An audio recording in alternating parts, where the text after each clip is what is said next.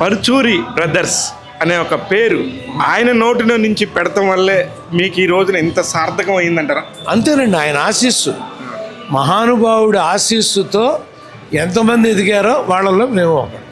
కానీ ఎంతమంది ఎదిగినా కూడా ఆయనతో పాటు సరి సమానంగా అంటే ఒక లాస్ట్లో ఒక 6-7 సినిమాలకి మీరు రాసి మా పరుచూరి బ్రదర్స్ అని వెన్ను తట్టి మిమ్మల్ని ఇక్కడ దాకా తీసుకురావడంలో ఆయన పాత్ర ఎంతవరకు ఉందంటారు? ఆయన ప్రతిదీ అసలు ఇంకొకటి పేరు చెప్పలేదండి దేనికైనా. ఈవెన్ సింహం నవ్వినప్పుడు కూడా నేను అది చూడగానే అన్నగారు ఇది సింహం వేషం వద్దండి, మీరు జగ్గయ్య గారితో వేస్తాం. అదేమి అని, అది బఫోనరీ లాగా ఉంది అన్నగారు అన్న. లేదు మేము కామెడీ చాలా చేసాం, మీరు చూద్దురుగాని అన్నాడు. అని సినిమా దెబ్బతినగానే మొదటి ఫోన్ అయిందేనండి, మీరు చెప్పింది నిజం, మేము పొరపాటు చేసాం, జగ్గయ్య గారితో వేసి ఉండాల్సింది ఆ వేషం. నిజంగా అంగీకరిస్తాడండి.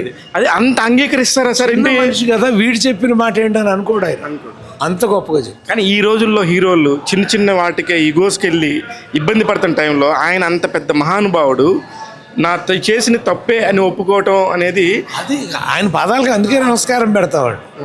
ఇది పొరపాటే, మనం చేసి ఉండకూడదు, మన బిడ్డ లాంటి వాడు చెప్పినప్పుడైనా విని ఉండాల్సింది అనేది తెలిసిపోయింది. ఎప్పటికప్పుడు ఆయన చేసుకుంటూ ఉంటాడు సార్. ఎప్పుడు చేసుకుంటారండి.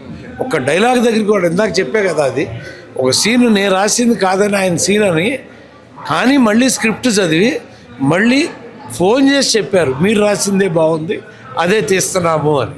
అంత గొప్పవాడండి. కానీ మీ ఇద్దరు అన్నదమ్ముల్లో మీరంటే ఆయనకి ఎందుకు ఎక్కువ ఇష్టం అండి? దానికంటే నేను అందరితో చాలా మందితో మాట్లాడినప్పుడు గోపాలకృష్ణకి చాలా స్పెషల్గా రికగ్నైజేషను, చాలా ఎక్కువ ఇష్టం ఎన్టీఆర్ గారికి. అంటే మా అన్నయ్య అన్నాడండి, నేను నాగేశ్వరరావు అభిమాని అండి, వీడు మీ అభిమాని అని. ఓకే, అప్పుడు నా మీద ప్రేమ కలిగింది. ఓకే, అలాగే కంటిన్యూ అయ్యారు. అంతే, ఓహో ఈయన నాగేశ్వరరావు అభిమాని, ఇతను నా అభిమాని అనేది ఆ ప్రేమ.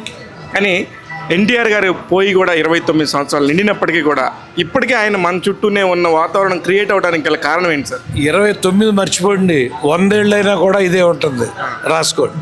నమస్తే.